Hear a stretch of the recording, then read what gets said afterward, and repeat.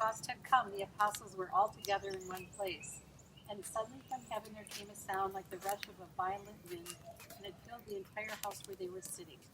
Divided tongues, as of fire, appeared among them, and a tongue rested on each of them.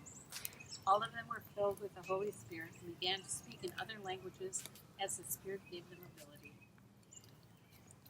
Now there were devout Jews from every nation under heaven living in Jerusalem.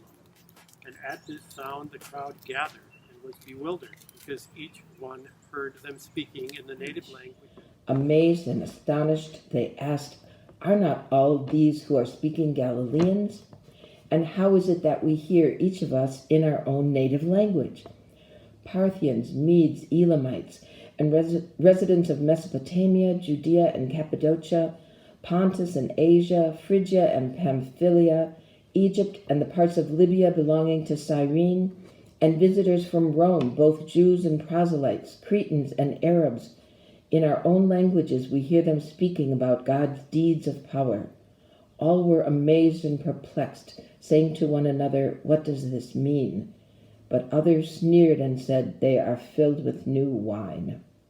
But Peter, standing with the 11, raised his voice and addressed them. "Men of Judea and all who live in Jerusalem, let this be known to you, and listen to what I say. Indeed, these are not drunk, as you suppose, for it is only 9 o'clock in the morning. No, this is what was spoken through the prophet Joel. In the last days it will be, God declares, that I will pour out my Spirit upon all flesh, and your sons and your daughters shall prophesy, and your young men shall see visions, and your old men shall dream dreams. Even upon my slaves, both men and women, in those days I will pour out my Spirit, and they shall prophesy. And I will show portents in the heaven above and signs on the earth below, blood and fire and smoky mist. The sun shall be turned to darkness and the moon to blood before the coming of the Lord's great and glorious day. Then everyone who calls on the name of the Lord shall be saved."